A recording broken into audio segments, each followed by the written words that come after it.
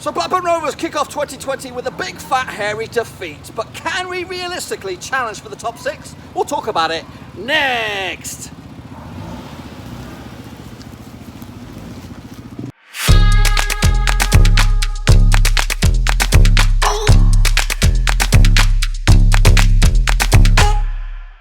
That's right, folks, back once again with another match review, this time picking apart Blackburn Rovers' opening game of 2020, and we'll get to that in just 1 second. If you're new to the channel, smash your subscribe button, keep you bang up to date with all things Blackburn Rovers related, championship related, world football related. We're going all here. And Noah Roski, that's right, we are taking a look at it, folks. It is a defeat, it's not going to be nice. I'm not going to cut any losses here. We're going to be a little bit brutal and talk about what is in store for Rovers for 2020, because it looks a little bit ominous now, doesn't it? No Dacarino, defence looks shit. The unbeaten run is gone, and it's now a winless streak. So let's take a look at the match in a bit more detail now, shall we? If I can see my pissing screen. Hopefully I can see my screen. So let's get go. I can't see my screen. There we go. We're gonna have to look for the side here, folks. But anyway, so 3-2 was the final score against Nottingham Forest, with 27,073 folks in attendance to watch this belter. 5-goal thriller. What a way to start 2020 in the championship. A lot of goals flying on in. 5 here at the City Ground. So 3-2, and it was a game that actually was going in Rovers' favour, possession wise, opportunities wise.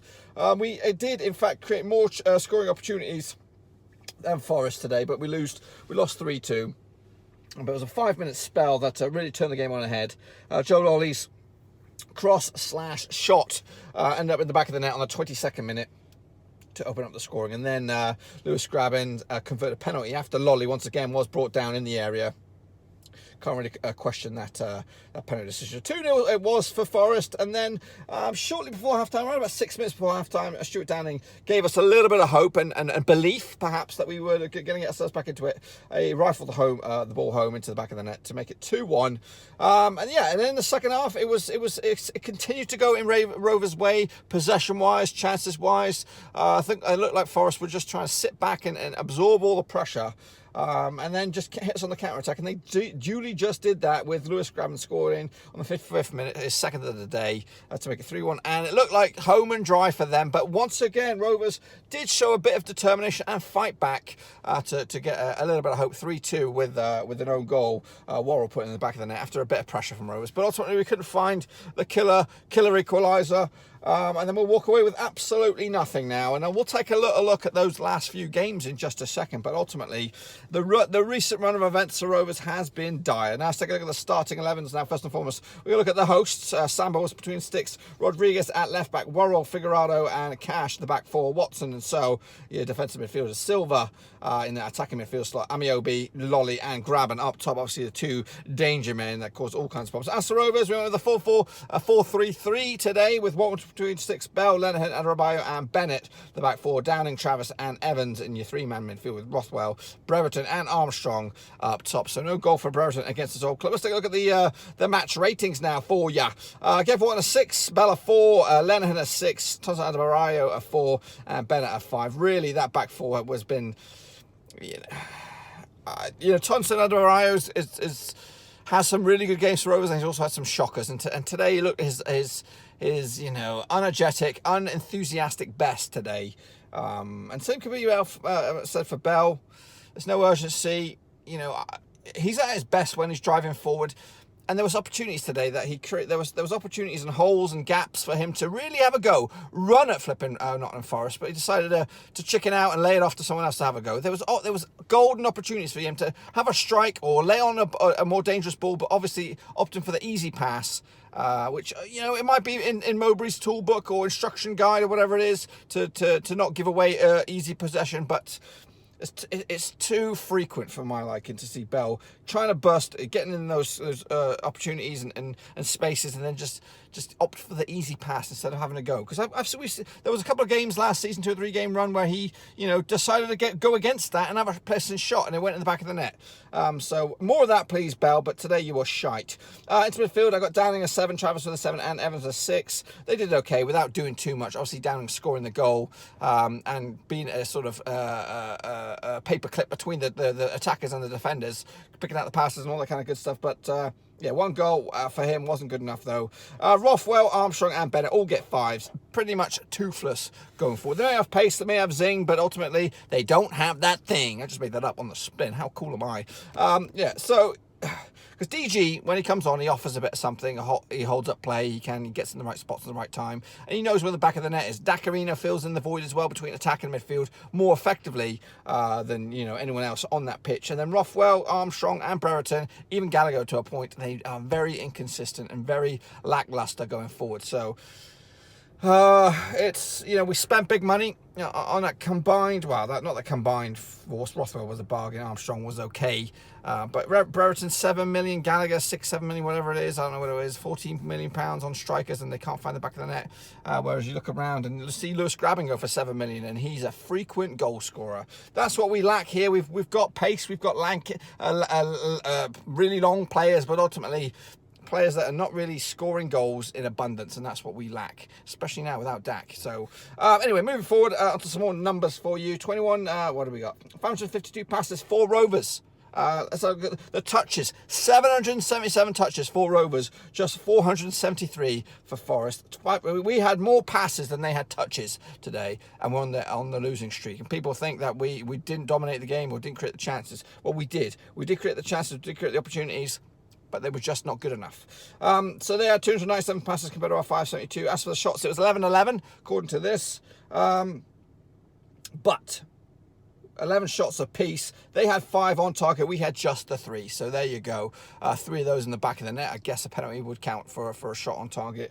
We had a couple of free kick opportunities, which were absolutely shit. Turn the clock back 12 months and it'd be Mulgrew stepping up and the ball would be back in the back of the net. Should it be now, as the January transfer window opens up, that we recall Mulgrew, play him in a midfield slot? Maybe. I know he's of the same age as Downing. He offers more at a set-piece scenario when we've offered very little, I think, in set-pieces over this season. But anyway, that's a need for Mowbray to figure out. He met man just like me. As you can see, Rovers very, very busy throughout the 90 minutes, all over the shop. But a lot of it is in that defensive third, not further forward. As for Nottingham Forest, they were just effective when needs must, and they put the ball in the back of the net. The strikers at this time in the Championship don't come much finer than Lewis Grabban. He might not be the most pretty or most effective up front or, silky skills or anything, but he does put the ball in the back of the net. Reminds me of Jordan Rhodes of old, but right here, right now, Forest have got himself a Brett Assombalonga-like. Just there are of that. There's not that many of Lewis Grabban, Brett Assombalongas, Jordan Rhodes, Billy Sharp, people that put the ball on the back of the net on a regular basis. Forest, fortunately for them, have one of those in Lewis Grabban. Anyway, that's just a little bit what I've had to say about the match. What did the gaffer have to say? Here he is with his thoughts and opinion about the result and Rovers' performance. Well, obviously, defensively we weren't strong enough today. It's not something I can throw at them over the last 6 weeks too much. I think really, really soft goals to lose. I felt we controlled most of the game today, and yet the results. You come away from home to Forest and score 2 goals, you'd expect to, if not win the game as we've done over the last few years here, not lose it. So frustrating day.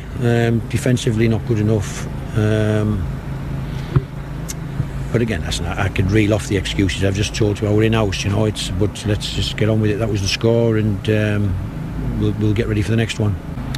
Well, it was a really soft goal out of nothing, really. A really sloppy pass in midfield, a cross into the box with one man in the box and nobody marking him. We know. We break it down. I think we did enough today to take some positives out of it. We shouldn't go away really down. I think we came here and controlled much of the game. Probably deserved more from it, but didn't get more. That's football.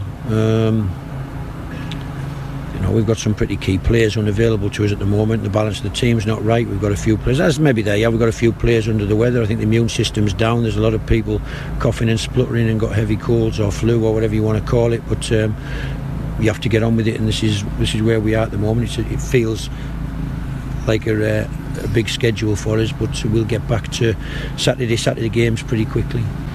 Well, I think we were probably at a disadvantage that we've we had 2 days less than everybody else to prepare for the Birmingham game. Our game was moved from a Saturday to a Monday. I understand it's TV, you have to do it. If it wasn't us, it would be somebody else. But I think it's probably had a knock-on effect. Obviously, within that game, you lost a pretty key player to our football club through injury, and who knows whether that injury was through fatigue or whatever it was. I don't know. Probably not the Wigan game, because the Wigan game we were given extra days, but just on the bounce of the back of that, it feels as if the games have come really fast. Less than a game every 3 days. I think it's 5 games in 13 days. It's 2 point summit days, and it's there. As I've said to you before, it's tough. And I felt today they were a bit flat before the game. I was trying to get them going before the game. Sitting on a bus for a couple of hours here, all we seem to be doing is sitting in video analysis rooms, looking at the next opposition, trying to fit the work in that you'd normally have a week to do, or at least 3 or 4 days. But now you're doing it in 1.5 days, really trying to fit the work in on the next team. I'm not sitting here moaning about it. There's a disappointing day result-wise, but there was plenty of positives from the team today. And if you're going to look at a positive, we're still only 4 points outside the playoffs, with everything to look forward to. I could give you a flippant answer, to be honest. I could say to you, not today. If they watched him today, they won't want him back, I don't think. Goodness me. I've told him I think it's his poorest performance for us today. And so if Man City were here today, I don't think they'll be calling him back. So you've not had any contact to suggest that he is wanted back? I've had contact suggesting they don't want him back, that he can stay with us. And he'll be given permission to play in the FA Cup and everything going forward? As far as I know, that's the conversations we've had. So I don't know where your information's come from, but as of last week, pretty solid that he'll be staying. What about the fans? What do they say on social media? Well, let's take a little look, shall we? Mike Beattie said this: 100% need a new goalkeeper, left back, and Nyambe fit at right back. Need some better squad players and to stop pissing about with playing centre forwards on the wing, trying to shoehorn too many players into this new system. Meanwhile, Adam Ershaw said this: New Year, same Rovers, never change. AK, and also Callum Atkins says this: shambles, and to top it off, we lost to a team last game that got dicked 5-2 by Stoke. Mowbray is out of his depth. How could any man who's supposed to know the game thinks it's acceptable to pick these teams? Sully, aka Solus Inc., said lack of quality at the back, lack of quality at the top. Graham, who gives everything. Dak and Downing, different level. Rest, much of a muchness. Meanwhile, BRFC, aka Holt BSZN, said pathetic, sort it out. Without Dak, we are relegation fodder. Ben Smith, aka The Machine 1984, we miss Nyambe tons. We need to pick up a left back and goalkeeper. That aside, I think we will win the game. We win that game. Only 4 points off players and time to get it right with time between games. Chapman Armstrong out wide, Gallagher up top, Rothwell behind, but needs to be coached about ball retention. So Ben Smith feeling a little bit positive despite that result. Adrian Spencer said this: need to pick up ourselves up and get back in form. Giving away goals for free won't get us anywhere up the table. And Emma Douglas said this: all of them Rothwell fans that moan when he doesn't start every game, I hope you watched that match and saw for yourself why. #Rovers. Meanwhile, what else is going on out in the Championship? Well, let's take a little look, shall we? Millwall did beat Luton in the early game 3-1 down at the Den. QPR put 6 past Cardiff in a 7-goal thriller, 6-1 to move up the table a little bit. Preston lost at home. They're our next opponents in the Championship to Middlesbrough. So they'll be coming to Ewood Park next. Obviously, the game of the weekend really was, or the New Year's Day was, or the game of the year was Forest up against Rovers. 3-2 win for Forest. Birmingham lost at home to Wigan, so they're on the rise. Huddersfield also lost to Stoke. 5-2. Sheffield Wednesday lost at home to Hull City. Brentford put 4 past Bristol City in what could be a very, very questionable time for the manager at Bristol City. Fulham lost at home to Reading 2-1. And it's just final whistle has just gone at the Hawthorns. 1-1 between the top two. Cannot be separated, the two sides. The derby against Barnsley tomorrow, as is Swansea against Charlton. So when you look at it, there's a lot of goals been knocked about in the Championship today. Bristol City losing at home, Wednesday losing at home, Birmingham losing at home, Huddersfield losing at home, Preston losing at home. Well. So let's take a look at what the table currently looks like out in the Championship. Leeds lead the way on 52 points, with West Brom hotly up behind there on their heels, also on 52 points. Brentford, Forest, Fulham and Millwall in the playoffs as it stands. Wigan, Barnsley and Luton Town going down to League One if the season was to end today. Rovers are down to 13th, still only 4 points off the playoffs, but realistically, we've got no hope of getting ourselves back into it. So next time out in the Championship, it'll be Brentford up against QPR. That'll be early game on Saturday, the 11th of January. Then it'll be Luton against Birmingham, Barnsley against Huddersfield, Stoke against Millwall. The game of the weekend, and this is really the game of the weekend, is Blackburn Rovers up against Preston at Ewood Park. Must-win game for both sides here as they try to get themselves up and moving in 2020. Wigan against Bristol City. Two teams also in a bit of wobbly form. Will Bristol City have a new manager? We don't know. Charlton up against West Brom. Hull City against Fulham. Leeds up against Sheffield Wednesday. Reading against Forest, and Middlesbrough take on Derby, and then into Sunday, Cardiff against Swansea in a bit of a derby. So yes, it's a bit of a wobbly scenario for Rovers at the moment. We just don't know what's going on. It looks absolute dog shit. I don't know what's going on, to be honest with you. Transfer window is open, but is there any money to spend, or is there any flexibility in the purse strings for Mowbray to try and bring in defensive reinforcements, a Bradley Dacarino replacement, whether it is on a permanent deal or loan? They talked about European scouting and all that kind of stuff at the start of the season, and say, you know what, it takes a bit of time, but there has been rumours that Rovers have been looking at some foreign talent, and if there any is a time to bring in a creative midfielder that could fill the void for Bradley Dacarino, it is now. Holtby, it doesn't seem to be the answer. He's a bit too hot and cold and still finding it hard to accustom himself to the English game. The Buckley's too young, too fragile. Rothwell too, just Rothwell-like. Chapman is starting to get himself start to create herself an opportunity, a window to get in the first team, but still lacks that pizzazz. We need a run of games once again to get back ourselves into some more positive football, because it's been absolutely Danny Dyer, if I'm afraid, folks. Past 2 games, 2 defeats. Before that, 2 draws. So 4 games without a win, folks. Long gone is that unbeaten streak of 7 or whatever it was. So Rovers need to buck up and try and find themselves a pathway back into the positivity, because right now we look shit. Anyway, as for Forest, they look good. They look okay. They just, it's what they do. It's what playoff teams or championship winning sides do. They do have dour performances, but get the 3 points. That's what they did today. They found the back of the net on 3 occasions. That should be enough on any other given day. So Forest moving in the right direction, despite also having a wobbly turn of events as well the past month or two. So they've not been playing absolutely tip-top football, but right now back to winning ways, back in the playoffs, and they've got it right in front of them. Anyway, folks, that's all I've got for you today. Hopefully you liked this video. If you did, smash that thumbs up. If you do, smash the subscribe. New videos every single day on the channel. We do it here at Blackburn Rovers Seas, whether it's FIFA predictions, whatever, Rovers. Got it all here under one roof. I'm going to get out of here because the sun is beaten down, but hopefully I'll see you all very, very soon. The next match preview for Rovers will be the Preston game. It'll be in a few days' time, actually, because we're not doing the FA Cup. It's considered a day off for me. I don't care. I don't think we're going to be bothered about the FA Cup, to be honest with you. I think Lautweiler will play. I think it'll be reserves. Your Chapmans will start. Your Buckleys. Just a sort of a chance for the rest of the guys to catch their breath, and maybe for the first team 11 to kind of get to grips and maybe come up with a new formation or new system or something for the rest of the championship season. Because that's what we got to realise that now. We are out. We're Dackless. We need to find something else that makes us tick. Anyway, until then, smash the thumbs up, smash the subscribe. I'll see ya very, very soon. I'm out. Thanks again for watching. Please like, share, and most importantly, hit the subscribe button to keep you bang up to date with all things Blackburn Rovers related, championship related, football related. We've got it all covered right under one roof. And while I still have you, please be sure to check out some of the old videos scattered along here. I hope.